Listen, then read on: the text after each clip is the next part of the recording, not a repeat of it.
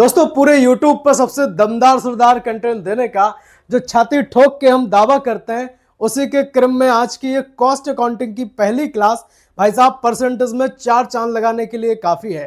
भैया इस क्लास को अगर आप पूरा देख लेते हैं, मैं दावे के साथ कह सकता हूं कि इस क्लास में संपूर्ण यूनिट 1 हम एक ही क्लास में कंप्लीट कर देंगे।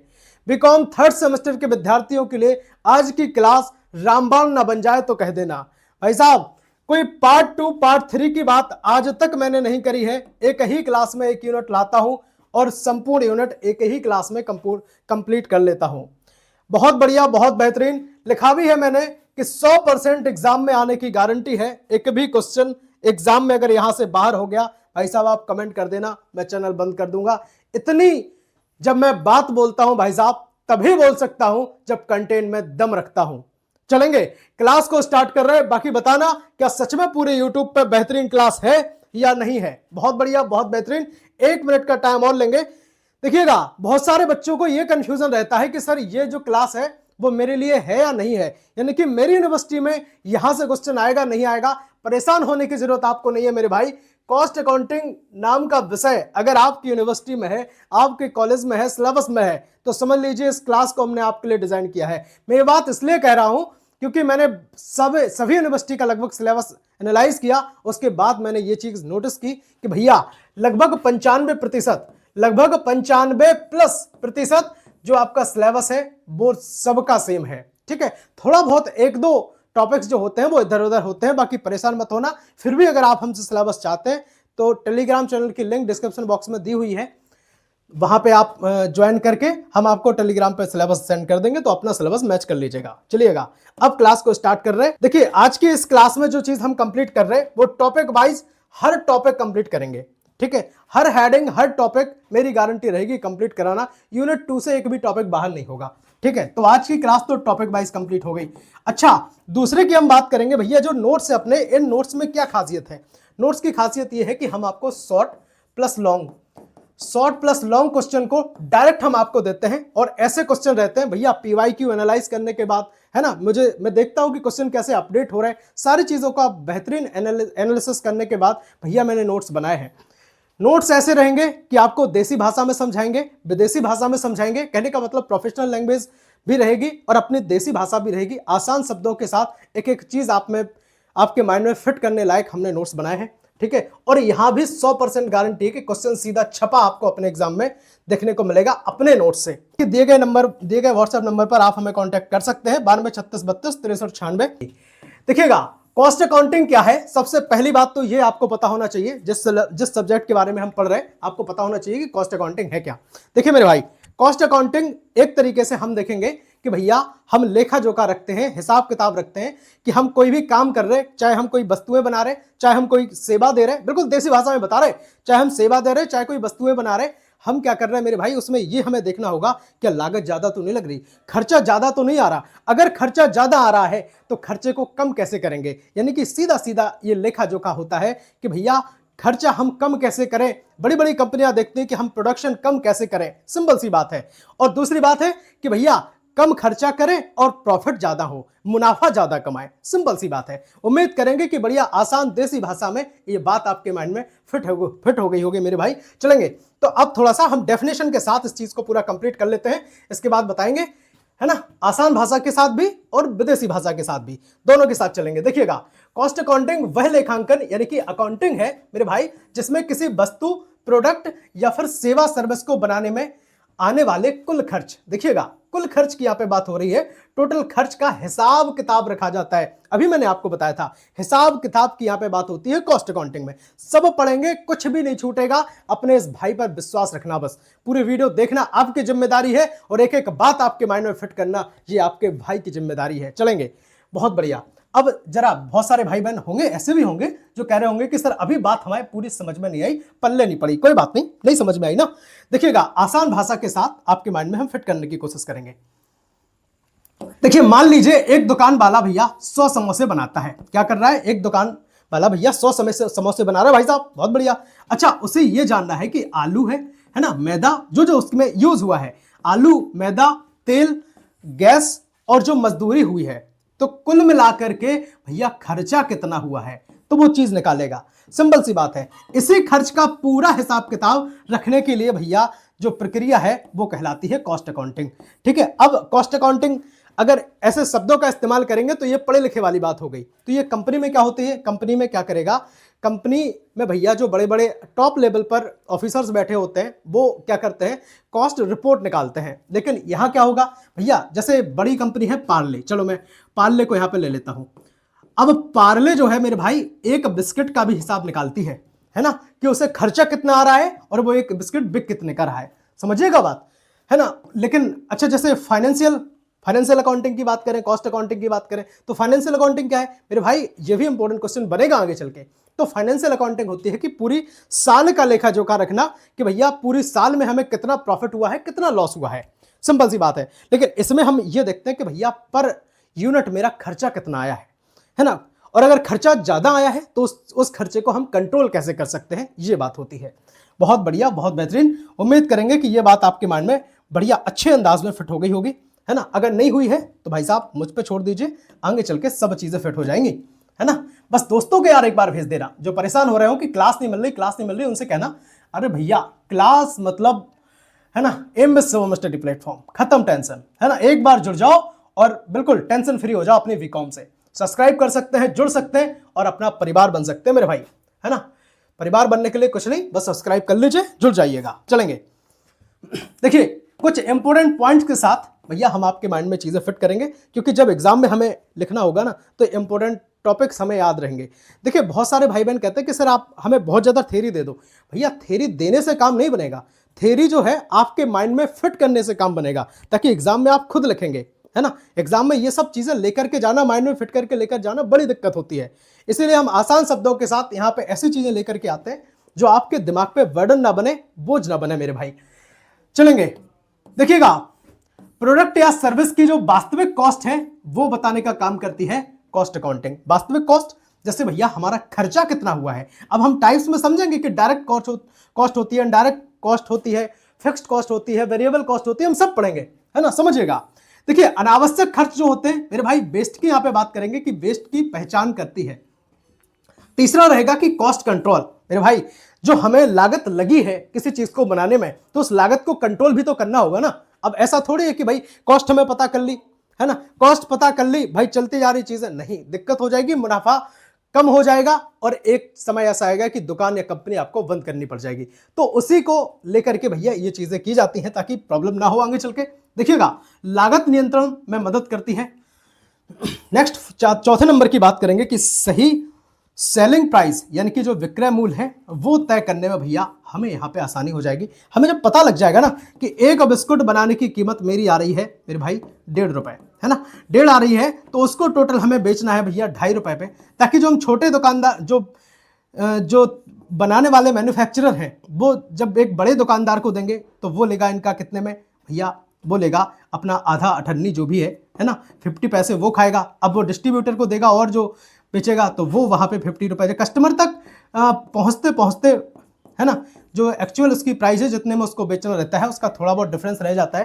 बाकी भैया ऊपर से जब सामान आता है, आप कहीं पे भी देख लो, कुछ भी चीज़ लेके देख लो, है ना, तो धीरे धीरे क्या करता है, उसकी जो कॉस्ट है भैया सब में बढ़ती है बराबर, है ना, सब में बढ़ती है। नेक्स्ट बात करेंगे प्रॉफिट, लाभ बढ़ने में मेरे भाई सहायक होती है।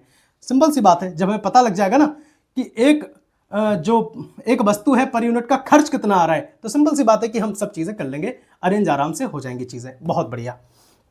चलेंगे, देखिएगा देसी एग्जांपल के साथ। अभी मेरे बहुत सारे ऐसे भाई बहन होंगे जो कहेंगे सर बात ही समझ में नहीं आ रही, देसी एग्जांपल से समझ लो। देखिए भैया एक समोसे वाला रोज हिसाब लगाता है, वही समोसे का एग्जांपल हमने पहले लिया था, अभी लिया, कि एक समोसा बनाने में कितना खर्च आया है ना, खर्च कितना आया है ये हिसाब लगाता है। तो उसके आधार पर उसकी जो कीमत है भैया वो फिर तय करेगा। वो देखेगा कि हमें एक समोसा बनाने में मेरे भाई 7 रुपए का खर्च आ गया। कितने का खर्च आ गया? 7 रुपए का खर्च एक समोसा बनाने में आ गया, तो मेरे भाई वो एक समोसे को फिर कितने में बेचेगा? आपने कहा 10 में बेचेगा। सीधा सीधा पता लग गया कि भैया यहां से हमें 3 रुपए का क्या होगा, आपने कहा सर प्रॉफिट हो जाएगा। सिंपल सी बात है। उम्मीद करेंगे कि ये बात आपके माइंड में फिट हो गई होगी। देखिए भाई आप किसी भी टीचर से क्यों ना पढ़ें, आपको थोड़ा बहुत ये अंदाजा होना चाहिए कि सामने वाला जो आपको पढ़ा रहा है उसको खुद नॉलेज है कि नहीं है, या बाकी में सच में ऐसे ही तो नहीं हो रहा है कि भाई चीजें हमने लिखी वोट पर हम आपको ऐसे ही, है ना, केवल पेन फेरते चले जा रहे हैं, ये गलत बात होती है। टीचर का नॉलेज चेक करना आपके लिए सबसे जरूरी और बड़ी बात होगी, ताकि आपको भाई पता लगे कि आप राइट प्लेटफॉर्म पर पढ़ रहे हैं, है ना। एक एक बात को अपने हाथों से बनाता हूं, चीजों को करता हूं, तब जाकर के आपके सामने लेकर के आता हूं। बहुत बढ़िया। नेक्स्ट भाई बात करेंगे पार्ले कंपनी। भैया प्रोफेशनल एग्जांपल के साथ समझ लेते हैं। देखिएगा, पार्ले कंपनी हर बिस्किट पैकेट की कॉस्ट निकालती है। क्या करती है? हर बिस्किट पैकेट की कॉस्ट निकालेगी, ताकि मेरे भाई जो सेलिंग प्राइस जो है वो सही तरीके से तय कर सके और प्रॉफिट मेरे भाई बना रहे। बहुत बढ़िया। नेक्स्ट दूसरे नंबर की बात कर लेंगे। भाई कमेंट में एक बार ओम नमः शिवाय भाई साहब लिख दो, है ना। ओम नमः शिवाय लिख देंगे तो मुझे भी बहुत अच्छा लगेगा, ठीक है। ओम नमः शिवाय कमेंट में एक बार लिखना बेहद जरूरी है, ईमानदारी के साथ। और एक बार फिर से कह रहा हूं, ईमानदारी के साथ। वीडियो अच्छा लग रहा हो, हेल्पफुल लग रहा हो, तो मैं कहता हूं लाइक जरूर किया कीजिए। लाइक करने से क्या होता है? होता कुछ नहीं है, बस ये होता है लाइक करने से कि मुझे बहुत अच्छा लगता है कि मैंने जो काम किया है आप सब लोगों को पसंद आ रहा है, तो लाइक कीजिए। बाकी अपने दोस्तों में भेजना बिल्कुल मत भूलें, ठीक है। नेक्स्ट की बात करेंगे भैया, कॉस्ट अकाउंटिंग की प्रकृति कैसी है, समझिएगा। प्रकृति, नेचर की यहां पे बात करेंगे, है ना। क्वेश्चन एग्जाम में कैसे भी पूछेगा कि भैया नेचर क्या है, प्रकृति क्या है, परेशान होने की जरूरत नहीं है।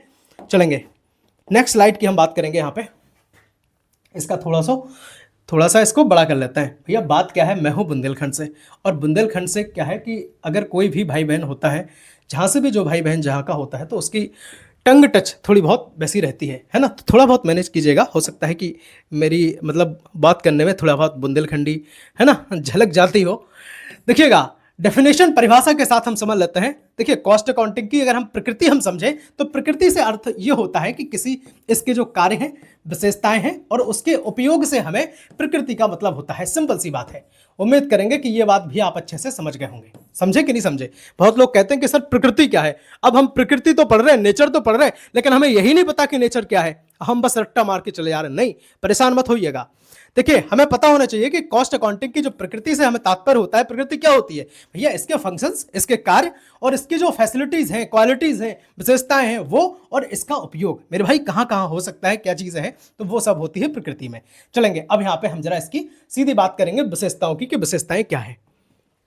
चलिएगा, बहुत बढ़िया। पहली हेडिंग यहां पे पड़ जाएगी, कॉस्ट अकाउंटिंग की विशेषताएं। देखिए, यह कॉस्ट क्या है भैया? लागत का सही हिसाब किताब रखती है। क्या रखती है? सही हिसाब किताब रखती है। दूसरे की बात करेंगे, खर्चों पर नियंत्रण। मेरे भाई कॉस्ट कंट्रोल में मदद करती है ना। क्या करती है? कॉस्ट कंट्रोल में मदद करती है। तीसरे की बात करेंगे, फालतू जो खर्च होते हैं। भैया कॉस्ट अकाउंटिंग का काम बता रहे हैं हम आपको, है ना। मुद्दे से, टॉपिक से भटक मत जाना। हम बात कर रहे हैं कॉस्ट अकाउंटिंग की क्वालिटीज के बारे में, विशेषताओं के बारे में। देखिएगा, फालतू जो खर्च हैं, वेस्टेज जो हो रहे हैं, उन्हें भैया कम कर दो, ताकि प्रोडक्शन बढ़ जाए, माफ कीजिएगा, प्रॉफिट बढ़ जाए। क्या बढ़ जाए? प्रॉफिट मेरे भाई बढ़ जाए। बहुत बढ़िया, बहुत बेहतरीन। देखेंगे, उसमें सहायता करेगी। नेक्स्ट बात करेंगे, मैनेजमेंट को सही निर्णय लेने में मदद करती है। जरूरी है, बिल्कुल सही बात है। अगर हमें सब चीजें हिसाब किताब पूरा लेखा जोखा रहेगा, तो मैनेजमेंट आसानी के साथ निर्णय लेगा कि भैया किस चीज की प्रोडक्शन बढ़ानी है, कहां पे हमें कॉस्ट कंट्रोल करनी है, कहां हमें कॉस्ट बढ़ानी पड़ेगी, कहां हमें क्या दिक्कत करनी है ना। सब चीजें वो समझ में आ जाती हैं वहां से। नेक्स्ट की बात करेंगे, प्रॉफिट बढ़ाने में सहायक होती है। सिंपल सी बात है, होगी ही, है ना। जब इतनी सारी व्यवस्थाएं करेंगे मेरे भाई, तो फिर तो होगी ही। चलेंगे नेक्स्ट। अब भाई बहुत सारे भाई बहन होंगे कि सर बात ही समझ में नहीं आई, आपने क्या बोल दिया इतने समय में। नहीं आई ना, कोई बात नहीं, देसी एग्जांपल के साथ समझ लेते हैं। देखिए, दुकानदार रोज क्या करता है? रोज खर्च देख करके चीजें जो है वो तय करता है कि भैया कहां पैसा बचाया जा सकता है।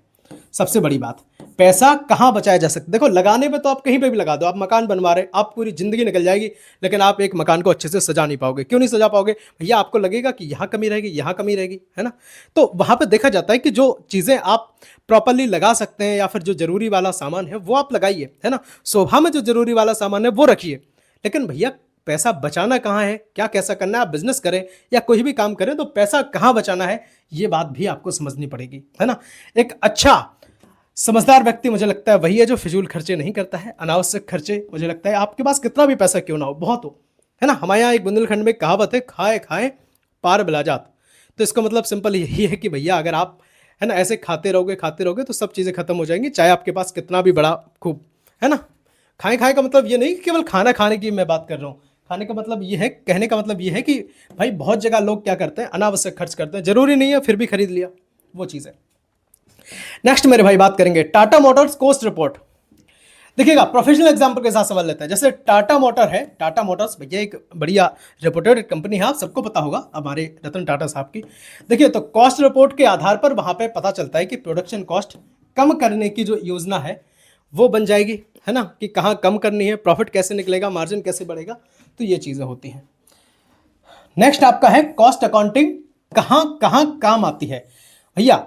स्कोप ऑफ कॉस्ट अकाउंटिंग, देखिए हम इसको ऐसा भी लिख सकते थे कि स्कोप ऑफ कॉस्ट अकाउंटिंग, केवल ऐसा लिख देते कि स्कोप कहाँ है, लेकिन इसको थोड़ा सा इस भाषा में मॉडिफाई करने से ये होगा कि आपके माइंड में ज्यादा चीजें समझ आएंगी कि बताओ भैया कॉस्ट अकाउंटिंग कहाँ कहाँ काम आती है, किस किस फील्ड में काम आती है। अब समझ लेते हैं। देखिए नेक्स्ट, बहुत बढ़िया, थोड़ा सा इसको बढ़ा कर लेते हैं, है ना। बोर्ड थोड़ा सा नया है, खर्चा यार मेरे भाई ज़्यादा हो गया है ना। बस ये है कि कहीं ना कहीं से जो चीज़ें हैं हमें आपके लिए बेहतर बनानी थी और हम बना रहे।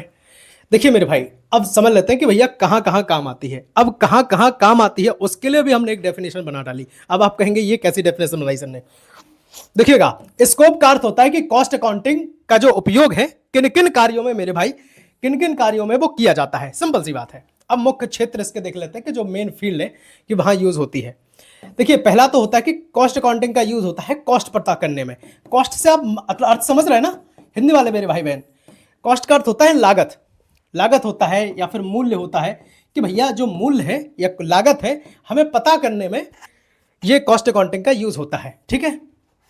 कॉस्ट नेक्स्ट है आपका कि कॉस्ट कंट्रोल यानी कि लागत को नियंत्रण करने में। भैया कॉस्ट अकाउंटिंग का ये भी एक फायदा है कि आप लागत आपकी नियंत्रण करने में पता लग जाएगा कि भाई फिजूल खर्च कहाँ पे हो रहा है, अधिकतम मतलब कहाँ पे लगाए, कहाँ हम किस खर्च को कंट्रोल कर सकते हैं।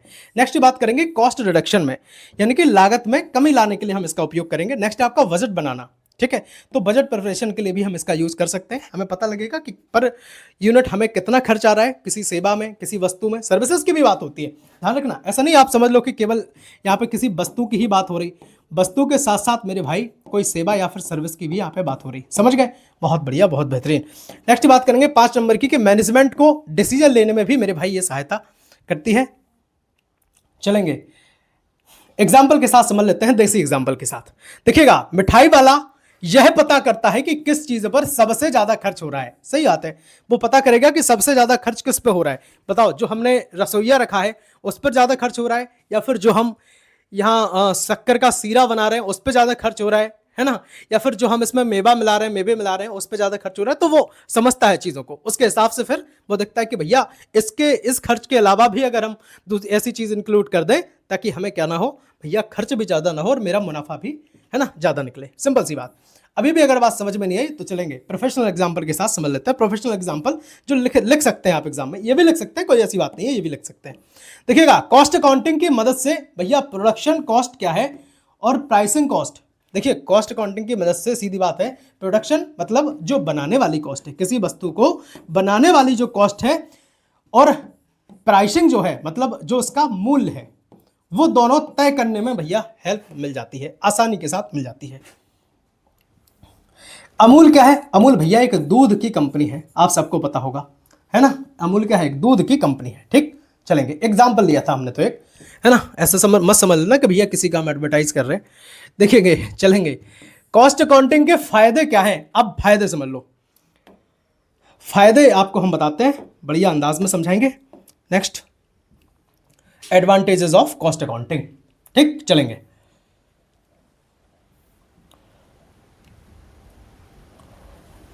चलेंगे कॉस्ट अकाउंटिंग के एडवांटेज क्या है समझ लेते हैं। अरे थोड़ा इसको ऊपर कर दें, बस 1 सेकंड का टाइम लगेगा, काम खत्म। देखिएगा मुख्य फायदे हम आपको बताते हैं। पहला जो इसका फायदा है, मेन फायदा है मेरे भाई, वो यही है कि प्रोडक्ट की सही कॉस्ट यहाँ पे पता चल जाती है ना। बिल्कुल चल जाती है, डेफिनेटली चल जाएगी। आप फोकस के साथ देख रहे होंगे तो एक एक बात आपके माइंड में सिंपल मतलब सही तरीके से बिल्कुल क्लियर होती चल रही होगी, ठीक है। देखते जाइए बस। नेक्स्ट है आपका कि अनावश्यक खर्च जो है मेरे भाई कम हो जाते हैं। जो आप मतलब जरूरत नहीं है या फिर ऐसा लग रहा था कि हमें ये यहाँ पे हमने ज़्यादा इन्वेस्ट कर दिया, तो वो चीज़ें आराम से खर्च करने में हमें यहाँ लाभ मिल जाएगा, है ना। नेक्स्ट बात करेंगे प्रॉफिट बढ़ाने में मेरे भाई मदद मिलती है। सिंपल सी बात है, मिलेगी ही नहीं, मिलेगी कि नहीं मिलेगी बताओ। जब हमें पता चल जाएगा कि भैया खर्च हमारा कहाँ कितना हो रहा है तो प्रॉफिट बढ़ेगा। नेक्स्ट है कि सही प्राइस तय करने में भी सहायता मिलती है। बहुत बढ़िया। नेक्स्ट बात करेंगे बिजनेस प्लानिंग, आसान हो जाती है, बिल्कुल हो जाएगी। नेक्स्ट बात करेंगे मैनेजमेंट को सही निर्णय लेने में भी मदद मिलती है। सिंपल सी बात है। अभी अभी भी बहुत सारे भाई बहन कहेंगे कि सर हमें बात समझ में नहीं आ रही। नहीं आ रही ना, नहीं आ रही ना, कोई बात नहीं, नहीं आ रही कोई बात नहीं, मत आने दो, अब समझ लो, लेकिन अब समझ में आ जाएगी। देखिएगा, दुकानदार नुकसान देने वाले सामान की पहचान करता है ना। वो देखता है कि भैया इस सामान से हमें नुकसान हो रहा है। अभी हम सब पढ़ रहे हैं, देखिए FIFO भी पढ़ेंगे हम, ठीक है, FIFO भी पढ़ेंगे और LIFO भी पढ़ेंगे, हम सब चीजें पढ़ेंगे। देखिए जो चीजें पहले लाई जाती हैं, है ना, फर्स्ट इन फर्स्ट आउट, हम सब पढ़ेंगे, है ना। लास्ट इन फर्स्ट आउट, ये कब होता है, ये कब होता है, सब जानेंगे हम, परेशान मत होना। तो दुकानदार क्या करता है, ये यहाँ पे आ गया था इसलिए हमने थोड़ा इसके बारे में बता दिया कि दुकानदार क्या करता है, सामान की पहचान करता है कि कौन सामान दिक्कत कर रहा है ना, कहाँ पे किसका सुधार किया जा सकता है ना। तो वो चीज़ है। प्रोफेशनल एग्जाम्पल के साथ देखिएगा, कंपनीज क्या करती हैं, कंपनीज मेरे भाई क्या करती हैं, कॉस्ट रिपोर्ट देख करके प्रोडक्शन कॉस्ट कम करती हैं और फिर बाद में क्या करती है मेरे भाई, प्रॉफिट बढ़ाने का काम करती हैं। बहुत बढ़िया। नेक्स्ट आपका टॉपिक है कॉस्टिंग सिस्टम कैसे लागू करें। कहने का मतलब installation of costing system, simple सी बात है। चलेंगे नेक्स्ट पेज हम यहाँ पे आपके लिए लगाते हैं, स्क्रीन पे आपको दिख रहे होंगे। बताओ पहले जो हम आपको पढ़ाते थे भैया मोबाइल स्क्रीन पर, वो अच्छा लगता था कि यहाँ अच्छा लग रहा है? एक बार कमेंट में बताएंगे मेरे भाई, है ना, एक बार कमेंट में बताएंगे, हम जानना चाहते हैं आप सबसे। देखिए अब जरा हम यहाँ पे कॉस्टिंग सिस्टम के लिए हम डेफिनेशन समझ लेते हैं, परिभाषा यहाँ पे क्लियर कर लेते हैं। बहुत बढ़िया।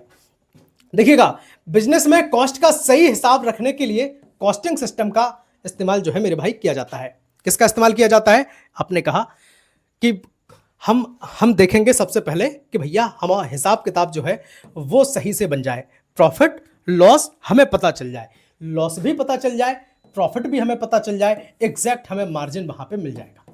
क्या मिल जाएगा हमें वहां पे? एग्जैक्ट मार्जिन हमारा निकल आएगा। सिंपल सी बात है। देखिएगा, कॉस्टिंग सिस्टम स्थापित करने की जो प्रक्रिया है, सही हिसाब किताब रखने के लिए कॉस्टिंग सिस्टम स्थापित करने की जो प्रक्रिया है उसको कहते हैं इंस्टॉलेशन ऑफ कॉस्टिंग सिस्टम। अब आप कहेंगे सर ये बात क्या बता दी, नहीं बात आई ना समझ में? ये है ना अपने 3 चीजें, यहां से बिल्कुल क्लियर होंगी, परेशान मत होना, है ना। देसी विदेशी सारे एग्जाम्पल के साथ समझेंगे मेरे भाई, ठीक है। जिसको नोट्स की नीड है भाई आप ले सकते हैं, कोई ऐसी बात नहीं है, बहुत ज्यादा पैसे हमने नहीं रखे हैं, मात्र 199 रुपए में, है ना। ऐसा नहीं कि 199 रुपए में हम बहुत ज्यादा रिच हो जाएंगे, तब आप हमें ये पे नहीं करेंगे। आप चाहें तो आप ये आराम से पढ़ सकते हैं, ये भी सफिशिएंट है आपके लिए, लेकिन ये अगर आप ले लेते हैं तो फिर सोने में सुहागा आपका हो जाएगा। और भाई मैं दावा करता हूं इस बात के लिए, 100% मेरी गारंटी है, क्वेश्चन एग्जाम में यहां से फंसा के दिखा दूंगा आपकी यूनिवर्सिटी से, विश्वास रखना अपने इस भाई पर। देखिए, और हम ऐसे ही नहीं कह रहे, आप पिछली जो मैंने क्लासेस दी थी आपको, वो आप क्लासेस देख लीजिए, उनके नीचे आप कमेंट पढ़ लीजिए, तो आपको पता लग जाएगा कि क्लासेस दमदार होती है नहीं होती। सीधे सीधे क्वेश्चन अपने एग्जाम में आते हैं मेरे भाई। चलेंगे मुख्य बातों का अर्थ है कि हम यहाँ पे फैक्ट्स जरा समझ लेते हैं, ठीक है। फैक्ट के साथ चीजें समझेंगे। देखिएगा, बिजनेस की जो नेचर को समझना, भैया आपका जो बिजनेस है किस टाइप का है ना, किस टाइप का बिजनेस है वो समझना सबसे पहली चीज। दूसरी चीज ये समझने के लिए भाई साहब क्या करती है, कॉस्ट अकाउंटिंग हेल्प करेगी। कॉस्ट सेंटर तय करना, मतलब जो लागत है वो लागत को बिल्कुल उसको तय कर देना कि भैया लागत हमारी सबसे ज्यादा कहां लगेगी, है ना, लागत हमारी ज्यादा कहां लगेगी, लागत हमारी कम कहां लगेगी। तो दोनों चीजों के बारे में आपको सबसे पहले ये चीज डिसाइड करनी पड़ेगी पहले से ही। नेक्स्ट बात करेंगे कॉस्ट रिकॉर्ड तय करना, है ना, कॉस्ट का रिकॉर्ड आपको बनाना पड़ेगा। नेक्स्ट है आपका ट्रेंड स्टाफ की व्यवस्था करना। देखिए, कॉस्ट अकाउंटिंग के लिए मेरे भाई आपको सही लेखा जोखा सब चीजें करना है, तो उसके लिए आपको ट्रेंड स्टाफ की जरूरत पड़ेगी। ऐसा नहीं कि आपने स्टाफ ट्रेंड किया, आपने उसको आउट कर दिया, आपने कहा भैया तनख्वाह ज्यादा मांग रहे हैं, आपने उसको क्या किया, कह दिया कि भैया राम राम सीताराम और आप चले जाइए, है ना। तो किसी दूसरे कंपनी वाले ने पकड़ लिया, उसका बढ़िया चल रहा है, ठीक है। नेक्स्ट बात करेंगे 5 नंबर की कि नियमित कॉस्ट रिपोर्ट बनाना, तो ये चीज भी होती है। बहुत बढ़िया, बहुत बेहतरीन। देसी एग्जाम्पल के साथ इस चीज को जरा हम कंप्लीट करते हैं। मुझे विश्वास नहीं, पूरी आशा है कि अपना जो प्लेटफॉर्म है M with Shivam study platform एक दिन पूरे भारत में नंबर 1 जरूर बनेगा, और ये आप सबके सपोर्ट की वजह से बनेगा। प्लस सपोर्ट के साथ साथ मैं ये नहीं कहता कभी किसी से कि मेरे ऊपर सिंपैथी दिखाओ, भाई साहब मैं समझता हूं, अपने कंटेंट में दम लाता हूं, तभी भाई साहब यहाँ छाती ठोक के बोलता हूं कि कंटेंट में दम है अपने में। ठीक है, चलेंगे, बहुत बढ़िया। नेक्स्ट बात करेंगे, एक नई मिठाई की दुकान जो है भैया रोज खर्च लिखने के लिए एक अलग रजिस्टर बनाती है कि भैया क्या खर्च हुआ है, कहाँ हमें मेरे भाई थोड़ा सा ज्यादा पैसा लगा है, कहाँ कम लगा है, ताकि हम वहां उसका हिसाब किताब से निकाल पाए कि मेरा एक्चुअल प्रॉफिट कितना आया है, लॉसेस तो नहीं हो गया। ठीक है, तो ये चीजें होती हैं। नेक्स्ट बात करेंगे, प्रोफेशनल एग्जांपल से समझ लेते हैं। देखिएगा, कंपनी ईआरपी सॉफ्टवेयर और कॉस्ट डिपार्टमेंट की मदद से क्या करती है, कॉस्टिंग सिस्टम लागू करती है। ठीक है, बहुत बढ़िया। अब ये सॉफ्टवेयर है ना, वहां से उन लोगों को सीधा पता चल जाता है कि भैया प्रॉफिट लॉस कितना कितना क्या क्या हो रहा है ना, एग्जैक्ट मार्जिन उनको निकाल लेते हैं। खर्च कितना हुआ, है ना, सिंपल सी बात तो यही रहती है कि भैया खर्च कितना हुआ, ठीक है, लागत कितनी हुई, लागत कितनी लगी, है ना, लाभ कितना हुआ, तो ये सब चीजें वो क्या करते हैं, है ना, निकालते हैं। देखिएगा, 6 नंबर का टॉपिक आपके डिस्प्ले पर रहेगा, कॉस्ट अकाउंटिंग और फाइनेंशियल अकाउंटिंग में अंतर। भैया ये भी आता है, बढ़िया चीज है। अब यहां पर जरा हम एक बार समझ लेते हैं, कॉस्ट अकाउंटिंग और फाइनेंशियल अकाउंटिंग। समझिएगा,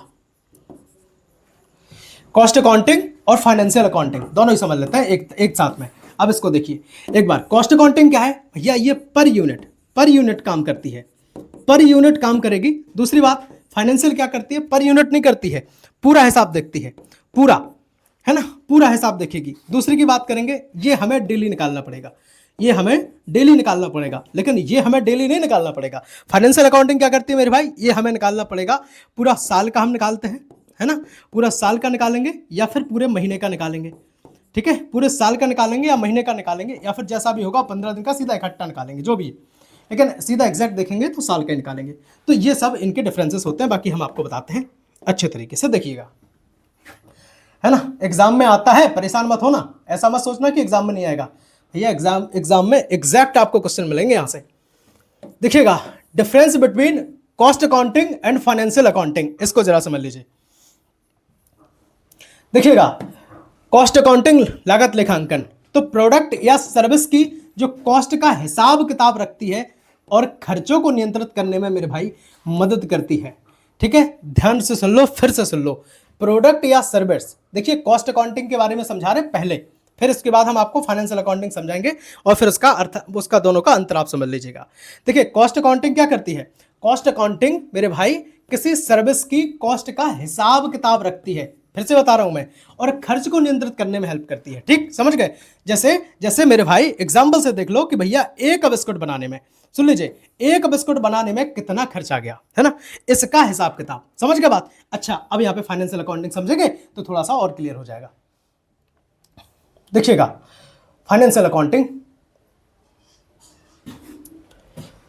चलिए, बहुत बढ़िया, बहुत बेहतरीन, इसको थोड़ा सा बड़ा कर लेते हैं, है ना, कोई दिक्कत वाली बात नहीं है। फाइनेंशियल अकाउंटिंग समझ लेते हैं, वित्तीय लेखांकन समझ लेते हैं। देखिए, पूरे बिजनेस के लाभ हानि की, यहां पे पूरे बिजनेस के लाभ हानि की मेरे भाई बात होती है और वित्तीय स्थिति का हिसाब किताब रखती है। यही मैं बात बोल रहा था, है ना, यही मैं बात आपको बता रहा था। देखिएगा, एग्जाम्पल के साथ समझ लेते हैं कि भैया पूरी कंपनी ने साल भर में कितना प्रॉफिट या फिर कितना लॉस कमाया, है ना, कितना प्रॉफिट कमाया पूरी साल, कितना लॉस कमाया, ये जो है सारी जानकारी आपको मिलेगी फाइनेंशियल अकाउंटिंग की हेल्प से।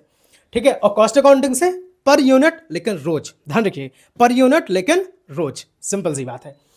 चलेंगे, उम्मीद करेंगे कि ये चीज भी आपके माइंड में बहुत अच्छे तरीके से तगड़े अंदाज में फिट हुई होगी। चलेंगे, 7 नंबर की यहां पे बात करेंगे, आपके डिस्प्ले पर रहेगा 7 नंबर का टॉपिक। बहुत बढ़िया अंदाज में सरल तरीके से हम पढ़ रहे हैं, है ना, बहुत आसान शब्दों के साथ एक एक बात आपके माइंड में फिट करते चल रहे हैं। देखिए, कॉस्ट अकाउंटिंग कितने प्रकार की होती है, अब बताओ, इतने सरल, इतने सिंपल, आपको ऐसा लगेगा कि हम कर ले जाएंगे, है ना, लेकिन आप समझिएगा, आप समझ लेंगे अगर तो एक एक बात फिट हो जाएगी। सुनो, देखिए, कॉस्ट अकाउंटिंग कितने प्रकार की होती है, बताओ, क्लासिफिकेशन ऑफ कॉस्ट अकाउंटिंग।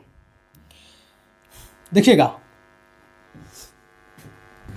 यहां हम समझ लेते हैं मेरे भाई, डेफिनेशन के साथ समझ लीजिए कि बिजनेस में खर्चों यानी कि जो कॉस्ट होती है, लागत होती है, कॉस्ट को उनके स्वभाव और उपयोग के आधार पर मेरे भाई अलग अलग भागों में बांटना। ठीक है, अलग अलग भागों में हम बांट देते हैं तो उसको कहते हैं क्लासिफिकेशन ऑफ कॉस्ट्स। मैंने आपको अभी बताया था, क्या क्या बताया था मेरे भाई, डायरेक्ट कॉस्ट, है ना, डायरेक्ट कॉस्ट की यहाँ पे बात होगी। दूसरे की बात करेंगे भैया, इनडायरेक्ट कॉस्ट की बात होगी। तीसरी की बात करेंगे मेरे भाई, फिक्स्ड कॉस्ट की बात होगी। फिक्स्ड कॉस्ट की बात होगी। चौथे की बात करेंगे भैया वेरिएबल कॉस्ट की बात होगी। किसकी बात होगी? वेरिएबल कॉस्ट की मेरे भाई बात होगी। बहुत बढ़िया, बहुत बेहतरीन। यहाँ पे हम समझ लेते हैं, एक एक करके सारी चीज़ों को आपके सामने हम रखेंगे। देखिए मेन टाइप्स की हम यहाँ पे बात कर रहे हैं। तो पहला रहेगा आपका कि डायरेक्ट कॉस्ट। अब बताओ डायरेक्ट कॉस्ट क्या है? देखिए डायरेक्ट कॉस्ट को कहते हैं सर प्रत्यक्ष लागत। क्या कहते हैं? प्रत्यक्ष लागत कहते हैं। जो भैया सीधे प्रोडक्ट पर खर्च हो जाए, सीधे प्रोडक्ट पर। अब आप कहेंगे सीधे प्रोडक्ट पर कैसे? देखिए जैसे कोई भी दुकानदार है, ठीक है, ये लिखा है मैंने एग्जाम्पल समझो कि जैसे समोसा बनाने में आलू और मैदा, ठीक है। अब समोसा बना रहा है मेरे भाई वो, अब उसमें आलू बनाया, मैदा बनाया, दोनों में जो भी खर्च आया उसको कहेंगे सर डायरेक्ट कॉस्ट। क्या कहेंगे? डायरेक्ट कॉस्ट उसको कहेंगे। जबकि मेरे भाई दुकानदार क्या करेगा? भैया बिजली का बिल देगा कि नहीं देगा? बताओ। दुकान का किराया देगा कि नहीं देगा? बताओ। दुकान का किराया देगा, बिजली बिल देगा, है ना। ये सब जो खर्चे हैं उसके, वो कौन है? आपने कहा सर इनडायरेक्ट कॉस्ट में आएंगे। अच्छा, इनडायरेक्ट कॉस्ट में तो ये आ गए। अब बताओ फिक्स कॉस्ट में क्या आएगा? अब जो उसने एम्प्लॉय वहां पे रखे होंगे, है ना, जो उसने एम्प्लॉय वहां पे रखे होंगे, उन एम्प्लॉयज का भैया जो सैलरी वो देगा कि नहीं देगा? बताओ। सैलरी वो देगा कि नहीं देगा? अब ये क्या है? ये तो आपकी फिक्स्ड है, या तो आपको देना ही पड़ेगा मेरे भाई, समझेगा। इनडायरेक्ट कॉस्ट आप समझ गए होंगे कि अप्रत्यक्ष लागत। अप्रत्यक्ष कैसी? बिजली का बिल हुआ, है ना, रेंट हुआ, है ना, और बाकी पानी आनी मंगाएगा वो सब चीज़ें अरेंज करेगा, उसमें जाएगा उसका। तो जो सीधे प्रोडक्ट पर नहीं जोड़ी जाती, अब प्रोडक्ट पर तो नहीं जोड़ेगी। अब बताओ, अब ऐसा होगा कि समोसा बनाने में 1 रुपए का जो खर्च आया, एक समोसा बनाने में जो 5 रुपए का खर्च आया, 7 रुपए का खर्च आया, तो ये उसमें जोड़ देंगे हम, बाद में नहीं जोड़ेंगे ना। लेकिन हम सीधा इसको 10 में बेच रहे हैं, तो वो चीज़ें हैं। देखिएगा फिक्स्ड कॉस्ट की हम यहाँ पे बात कर रहे हैं कि स्थिर लागत, उत्पादन बढ़े या फिर घट जाए, लेकिन यह लगभग समान रहेगी। इस चीज़ को याद रखिएगा, ठीक है। अब समान तो रहेगी ना। अब एम्प्लॉय की सैलरी आपने फिक्स कर रखी है 10,000 रुपये। अब आपका चाहे समोसा आपके 1 महीने में मेरे भाई 20,000 के बिक जाए, है ना, चाहे आपका समोसा 1 महीने में मेरे भाई 5,000 के बिक पाए, लेकिन आपको अपने एम्प्लॉय की सैलरी देनी पड़ेगी। 4 एम्प्लॉय रख लिए तो 40,000 जाएंगे ही जाएंगे, चाहे भले ही 1 लाख रुपए ना अपनी दुकान से कमा पाओ। तो ये चीज़ आपको ध्यान रखनी पड़ेगी मेरे भाई। बताओ चीज़ें समझ में आ रही या नहीं आ रही, है ना, या फिर ऐसे ही चल रहा है? बताएंगे जरूर एक बार। बहुत बढ़िया, बहुत बेहतरीन। 5 नंबर की बात करेंगे भैया, गर्दा एकदम उड़ गया है ना। ये यूनिट का एकदम कबाड़ा हो जाएगा, बचेगा कुछ नहीं। जो मैंने छाती ठोक के बात बोली थी, आप खुद हमें बता दो क्या हम अपने दावे पे खरे उतरे या नहीं उतरे। पूरे यूट्यूब पर सबसे दमदार क्लास है या नहीं है, एक बार कमेंट में आप लिखेंगे ये बात। चलेंगे, कार बनाने में स्टील डायरेक्ट कॉस्ट है ना। अब देखिएगा, कार बनाई तो उसमें जो स्टील है मेरे भाई, है ना, स्टील का जो खर्च हुआ वो कैसी है? आपने कहा सर डायरेक्ट कॉस्ट है ना, यूज होगा, है ना, वो उसमें निकाला जाएगा कि भैया स्टील इतना लगा है इसमें। जबकि फैक्ट्री का जो ऑफिस रेंट है ना, ऑफिस रेंट है, इलेक्ट्रिसिटी बिल है, ये सब क्या है? ये सब क्या है? आपने कहा सर ये तो इनडायरेक्ट कॉस्ट है। ये क्या है मेरे भाई? इनडायरेक्ट कॉस्ट है। अच्छा, वेरिएबल कॉस्ट क्या होती है बताओ?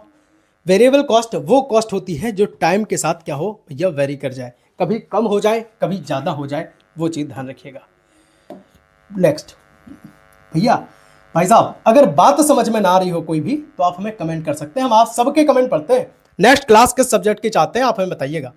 मैराथन भी देंगे, PYQ भी कराएंगे, सब कराएंगे, बस जुड़े रहना, आप जुड़े रहना। पिछली साल जो हमसे जुड़े रहे, बाल बाका किसी का नहीं हो पाया। ऐसे नहीं हम कहते हैं कि पूरी यूट्यूब पर सबसे दमदार क्लास है, दम रखता हूं तभी कहता हूं, कंटेंट में दम रखता हूं, समझाने के अंदाज में दम रखता हूं। मुझे पता है कि आपका एग्जाम कहां तक खेलेगा, किस लेवल तक खेलेगा, तभी हम आपके लिए चीजें कराते हैं, बेहतरीन तरीके से कराते हैं। देखिएगा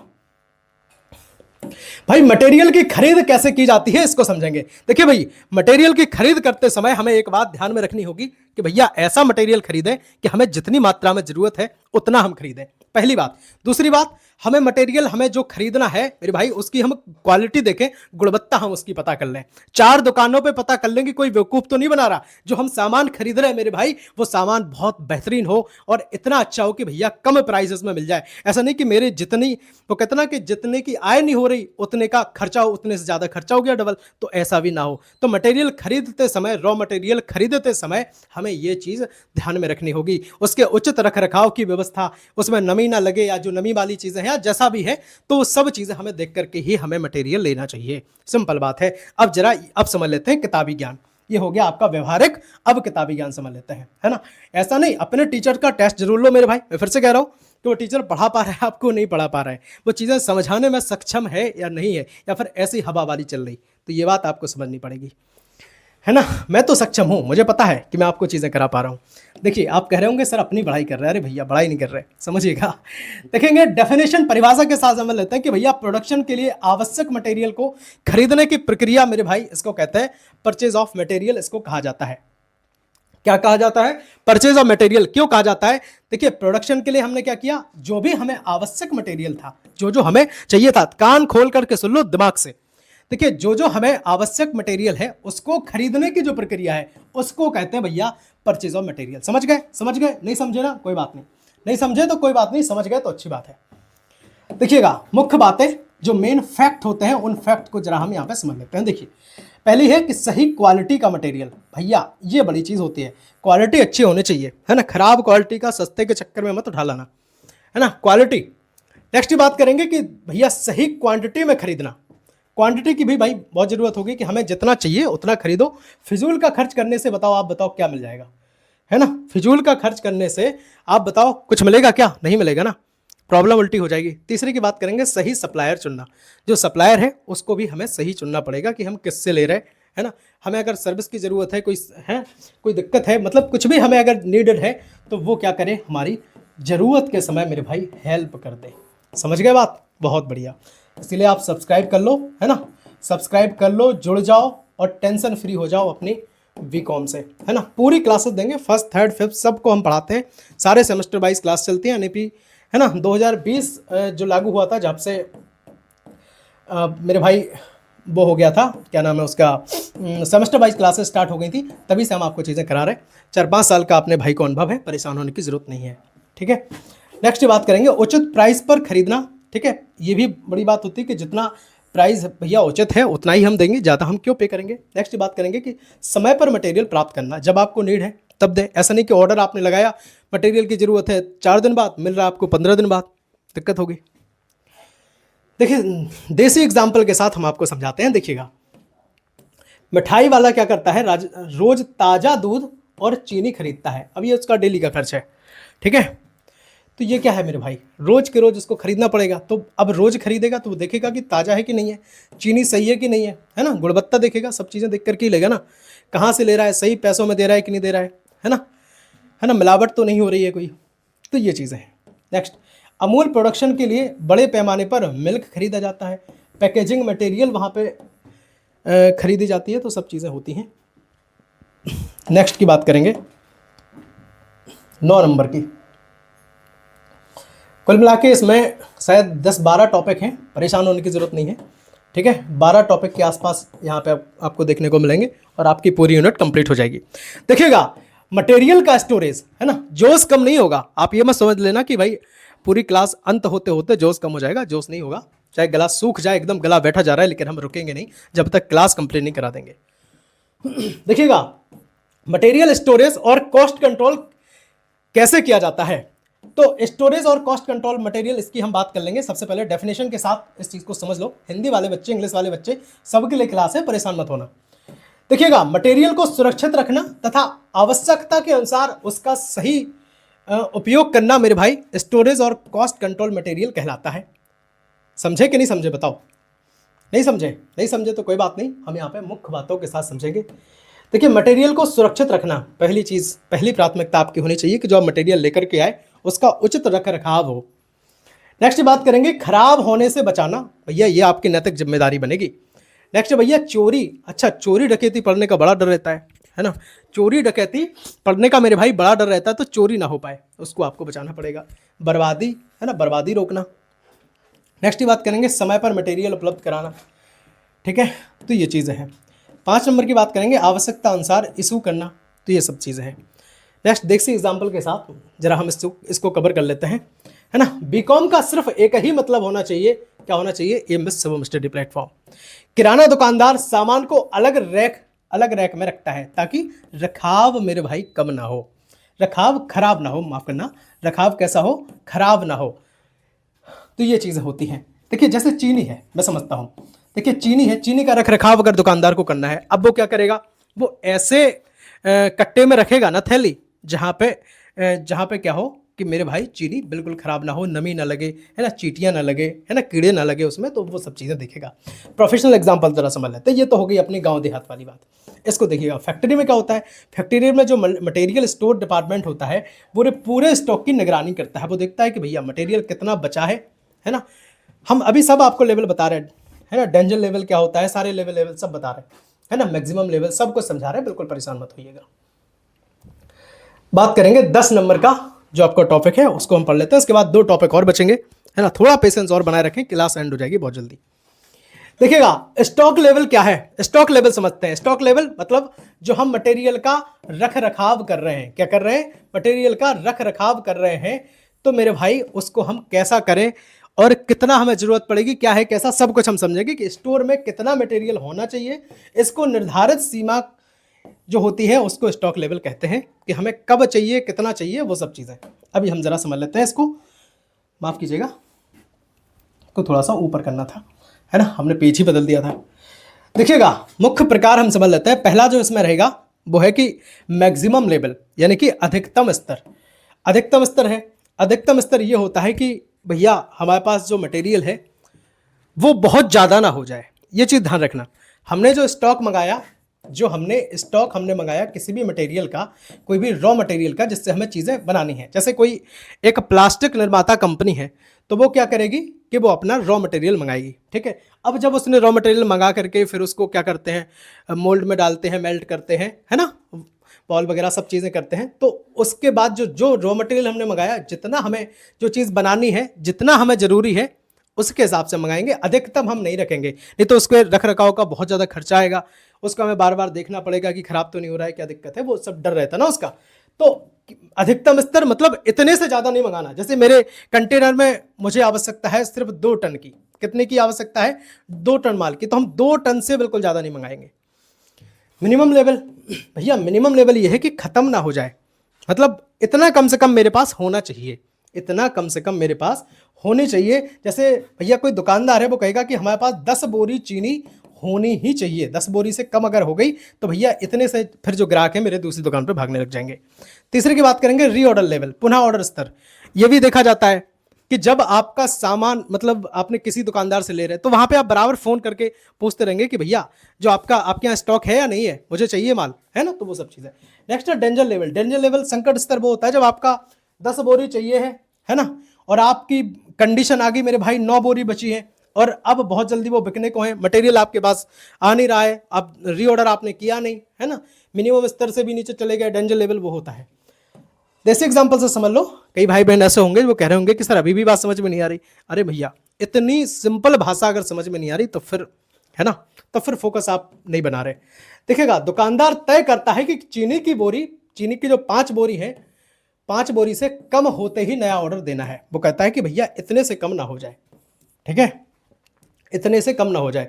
भाई साहब बहुत सारे लोग कहते हैं कि हम पढ़ रहे हैं, भाई पढ़ो, अगर मैं कहता हूँ या तो पढ़ो या फिर दूसरा काम करो। ऐसा दुनिया में मेरे भाई पैसे की बहुत ज़्यादा नीड है।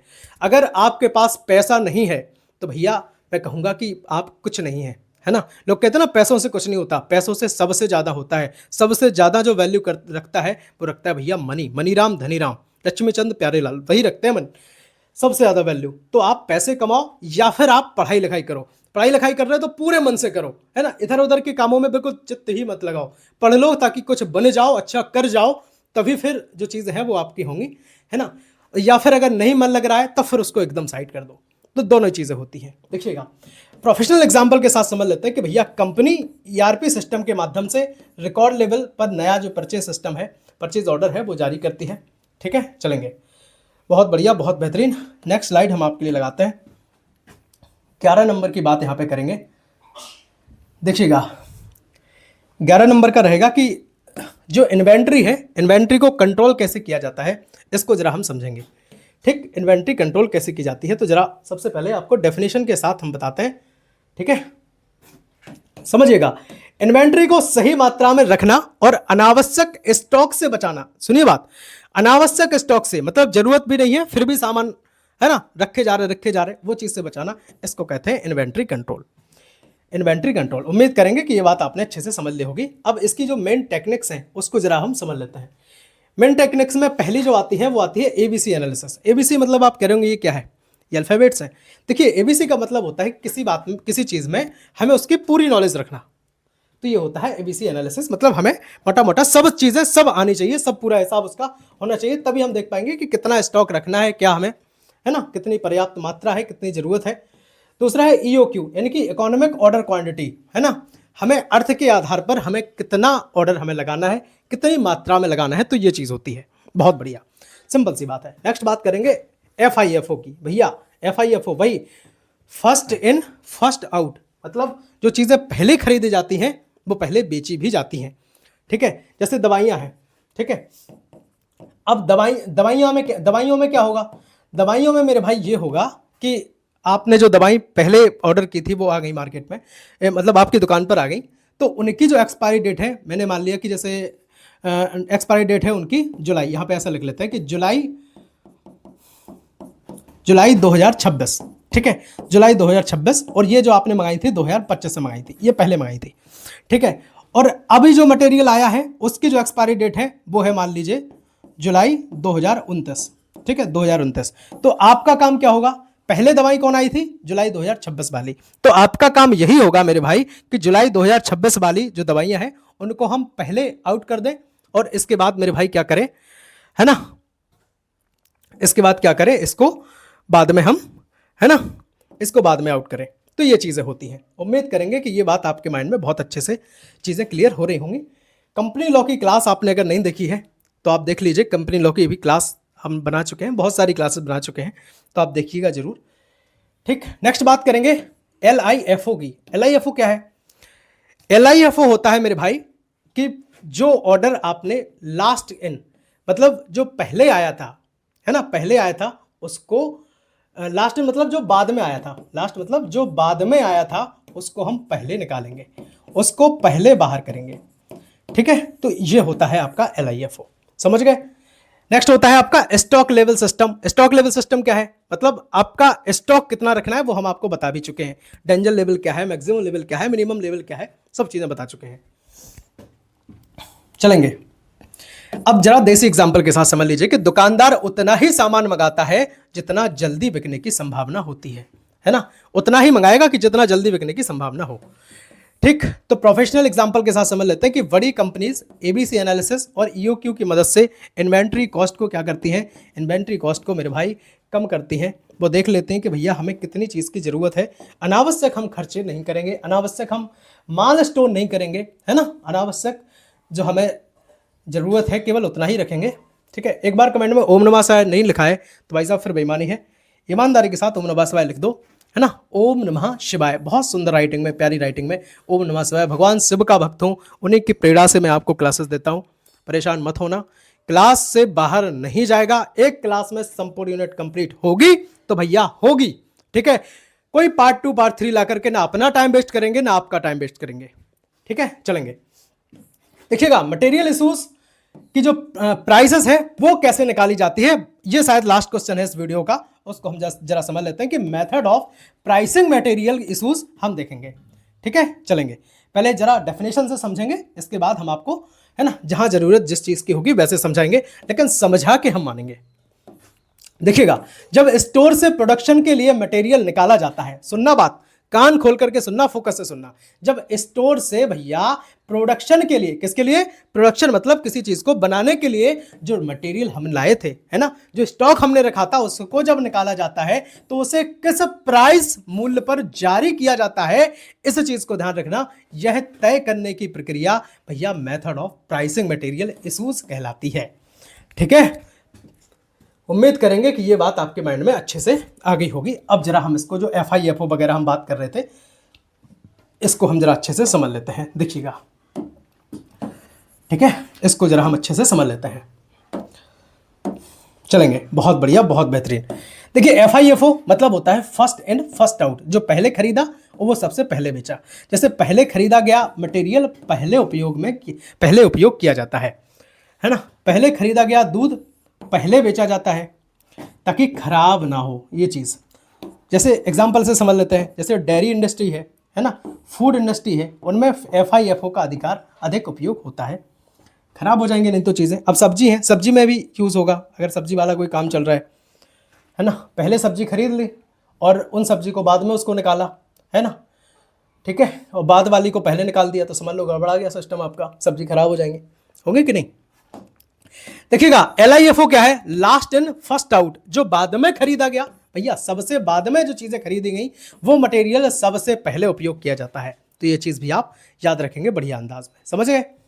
समझ गए कि नहीं समझे। देखिए देसी एग्जांपल से समझ लीजिए कि जैसे सीमेंट की नई बोरी है, नई बोरी पहले इस्तेमाल कर ली, ठीक है, और पुरानी बाद में करेंगे, तो कोई ऐसी दिक्कत वाली बात इसमें सीमेंट पे नहीं रहेगी। बस उसको पानी से बचाना है ना, पानी डाल दिया तो फिर क्या होगा, वही अंदर ही पत्थर बन जाएगा, फिर आपके किसी काम की वो बोरी नहीं रहेगी, ठीक है। चलेंगे, बहुत जल्दी AC लगवाने वाले हैं, है ना, तो फिर दिक्कत नहीं होगी, आप सब समझदार हैं, ठीक है। बताइएगा जरूर क्लास लग कैसी रही, मजाक करते हैं भाई, बुरा मत मानियो, ठीक है, ऐसा नहीं कोई भाई बहन मेरे दिल पे बात ले जाए। प्रोफेशनल एग्जांपल के साथ समझ लेते हैं कि भैया कुछ इंडस्ट्री बढ़ती कीमतों के समय LIFO का उपयोग करती थी, ठीक है। अपने जो कॉलेज ग्रुप है उन सब में यार वीडियो डलवा दो, बाकी आप हमसे जुड़ भी जाओ, हमें बता देना कि आपने जो वीडियो है या फिर जो नोट्स का मैसेज है या कहीं कोई चीज़ें हैं जो अपने ग्रुप पर, कॉलेज ग्रुप पर डलवाई हैं, है ना, मेरा नंबर है, आप उस पर मुझे मैसेज कर सकते हैं, डायरेक्ट हमसे जुड़ सकते हैं, ठीक है। बहुत बढ़िया, हम सबके रिप्लाई करते हैं, सबसे बात करते हैं, ऐसा नहीं है कि भाई हम बात नहीं करते भैया, बहुत टाइम है अपने पास, टाइम ही टाइम हम रखते हैं, चाहे हम कितना भी काम कर लें, लेकिन हम टाइम आपके लिए हमेशा निकालेंगे। क्यों निकालेंगे, क्योंकि आपसे हमें जुड़ना है, आपसे कनेक्ट रहना है। ऐसा नहीं कि केवल आपने सब्सक्राइब कर लिया, आप जुड़ गए एक बार, अरे नहीं भैया, आप लाइफ टाइम के लिए हमसे जुड़ जाएंगे, कभी भी आइए, कभी भी मिलिए, कुछ भी जो भी बात हो आप हमें बताइए, ठीक है। बहुत बढ़िया, चलेंगे। देखिएगा सिंपल एवरेज मेथड की हम यहाँ पे बात करेंगे, तो पुरानी और नई सभी प्राइसेस का जो साधारण औसत है, एवरेज है, वो निकाल करके मेरे भाई मटेरियल जो है वो इशूज किया जाता है। तो पहला तो आपने मतलब तीसरी बात आपने ये समझी कि सिंपल एवरेज मेथड से मटेरियल इशू कैसे किया जाता है। तो पुरानी और नई सभी प्राइसेस का साधारण एवरेज हम निकाल लेते हैं कि पुरानी मतलब 3, नई 2 और दोनों हैं तो 3, 2 हैं तो टोटल 2 का डिवाइड। तो इस तरह से एवरेज जो निकालते हैं आपको पता होगा, ठीक है। देसी एग्जांपल के साथ यहाँ पे हम समझ लेते हैं। देखिए 100 और 120 की 2 खरीद हुई, ठीक है, 100 और 120 की 2 खरीद हुई तो एवरेज प्राइस 110 मानी जाएगी। कैसे आया, देखिए 100 प्लस 120, टोटल खरीद कितनी आपने कहा 2, तो इन दोनों को ऐड कर लो तो कितना हो गया, ये हो गया भैया 220 डिवाइड बाई 2, और 2 क्या है, 2 खरीद हुई ना, तो जो 2 खरीद थी उनसे डिवाइड लगा दिया, और जितने जितने की 2 चीज़ें खरीदी उनको यहाँ पे लिख दिया, तो दोनों को ऐड किया तो 220 हो गया, 2 से डिवाइड लगाया मेरे भाई, तो 2 से ये कट गया 11 बार, तो 110 यानी कि 110, तो ये जिसका एवरेज प्राइस माना जाएगा। उम्मीद करेंगे कि ये बात आपने समझी होगी। नेक्स्ट बात करेंगे प्रोफेशनल एग्जांपल की, बहुत छोटी बात थी, है ना। न्यूमेरिकल भी कराएंगे, परेशान मत होना, आप ये मत समझना कि केवल थ्योरी चलेगी, न्यूमेरिकल भी कराएंगे। तभी मैं कह रहा हूँ कि जुड़ जाओ, परिवार बन जाओ एमएस सेवन स्टडी प्लेटफॉर्म का। कॉलेज ग्रुप पे भैया वीडियो के लिंक भी डाल देना कि कहना कि अरे परेशान मत हो यार, है ना। आप अगर किसी अपने दोस्त की मदद करेंगे तो भगवान आपकी मदद कर देंगे, ठीक है, तो परेशान होने की जरूरत नहीं है। देखिए प्रोफेशनल एग्जाम्पल की बात करेंगे, भैया सावन का बहुत सुंदर सा महीना आ रहा है, ठीक है, बहुत अच्छा महीना आ रहा है ना। तो इस महीने में अच्छे कर्म कर लो तो ज़्यादा सही है ना। भगवान शिव का नाम जप कर लो, ओम नमः शिवाय कह लो, ज़्यादा अच्छा रहेगा। छोटी मैन्युफैक्चरिंग यूनिट्स कभी कभी सिंपल एवरेज मेथड अपनाती हैं। नेक्स्ट बात करेंगे वेट एवरेज मेथड। अब वेटेड एवरेज मेथड को हम समझने के लिए नेक्स्ट स्लाइड हमें लगानी पड़ेगी, ठीक है, और ये शायद लास्ट है, इसके बाद आपकी यूनिट कंप्लीट हो गई, ठीक है। यूनिट कंप्लीट हो गई, इसके बाद हम आपको एक बात और बताएंगे, उसके बाद फिर ठीक है नेक्स्ट क्लास में हम मिलेंगे बहुत जल्द आप सबसे। देखिए हर खरीद की क्वांटिटी और प्राइस दोनों को ध्यान में रख करके एवरेज प्राइस निकाली जाती है। भैया हम देखेंगे कि मात्रा, क्वांटिटी का मतलब यही तो होता है, मात्रा क्या मतलब होता है, उसकी मात्रा और प्राइस दोनों को ध्यान में रख करके कितनी मात्रा ली, कितना प्राइस है, फिर हम एवरेज उसका निकालते हैं, ध्यान रखते हैं। जैसे अगर 100 किलो चीनी 40 रुपए प्रति केजी आती है, 100 किलो चीनी का जो मूल्य है वो 40 रुपए प्रति केजी आती है, और 200 केजी चीनी 50 रुपए प्रति केजी आती है, खरीदी गई, आती नहीं मतलब समझिएगा। देखिए 100 केजी चीनी जो है वो 40 रुपए प्रति केजी खरीदी थी, ठीक है, ये बात है, और 200 केजी चीनी 50 रुपए प्रति केजी खरीदी गई थी। तो दोनों का हम वेट दे करके एवरेज निकालेंगे, फिर हम देखेंगे कि भैया हमें कितना में बेचें ताकि मेरा जो काम है वो मतलब मुझे पता चल जाए कि मेरा प्रॉफिट कितना हो रहा है ना, लॉस तो कहीं नहीं हो रहा है। तो ये चीज़ है, ठीक है, प्रोफेशनल एग्जाम्पल से समझ लेते हैं। देखिएगा, प्रोफेशनल एग्जाम्पल से समझ लेते हैं। भैया एक बार कमेंट करना जरा, मैं देखना चाहता हूं कि आप किस यूनिवर्सिटी से जुड़े हैं, और साथ में यह भी बताना कि आप हमसे कब से जुड़े हैं, है ना। अपनी जो क्लासेस है, क्या आपने फर्स्ट सेमेस्टर में हमसे पढ़ा था, क्या हमारे पुराने स्टूडेंट हैं, आप हमें बताना जरूर एक बार। देखिएगा, प्रोफेशनल एग्जांपल से समझ लेते हैं कि बड़ी बड़ी जो मैन्युफैक्चरिंग कंपनीज होती हैं वो क्या करती हैं, इसी मेथड का सबसे अधिक उपयोग करती हैं। ठीक है, क्योंकि ये क्या है, अधिक एक्यूरेट माना जाता है, इससे चीज़ें हमें एग्जैक्ट पता चल जाती हैं। बहुत बढ़िया, बहुत बेहतरीन। आप सबके लिए, आप सबके हित में एमएस सर्वम स्टडी प्लेटफॉर्म हमेशा कार्यरत था, कार्यरत रहेगा। भैया ऐसा नहीं है कि हम आपसे 1 रुपये यूट्यूब पर आज तक हमने किसी से नहीं लिया ना, हमने ये कहा कि मेरे भाई कि हम जो क्वालिटी कंटेंट दे रहे हैं वो कंटेंट में क्वालिटी नहीं है। आपका यहीं पढ़ के आपका पूरा काम हो जाएगा। अगर आपके पास पैसे नहीं है तो 1 रुपये किसी को देने की जरूरत नहीं है। मैं कहता हूँ अपने नोट्स खुद बना लीजिए, ठीक है। बाकी अगर आपको नोट्स फिर भी चाहिए तब के लिए फिर हमने वो व्यवस्था बताई थी। बाकी सारी चीज़ें आपके लिए हम बहुत पहले से करते हुए आए हैं, और आज भी मेरे भाई चीज़ों में हम दम रखते हैं, तभी हम बताते हैं।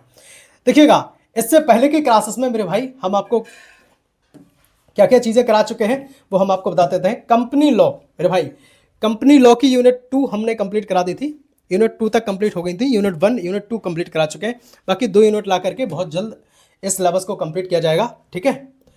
और एक और बात हम आपको बताएं, देखिएगा बहुत सारे भाई बहन हमारे ऐसे होंगे जो पूरी सारी क्लासेस चाहते होंगे जल्दी जल्दी, है ना। तो उसके लिए हम एक और व्यवस्था बना रहे हैं। हम सोच रहे हैं कि लाइव आने की आपके लिए कोशिश करेंगे, है ना, और लाइव भी आएंगे, और लाइव में फिर ये होगा कि आपके डाउट्स जो भी रहेंगे, चीज़ें रहेंगी, तो आप सब हमसे पूछ पाएंगे, ठीक है। तो कंपनी लॉ यूनिट 1 यूनिट 2 ये सब चीज़ें हम कंप्लीट कर चुके हैं। बाकी अगर आप बाद में क्लास देख रहे होंगे तो प्लेलिस्ट आ चुकी होगी, तब तक सारी क्लास भी आ चुकी होंगी।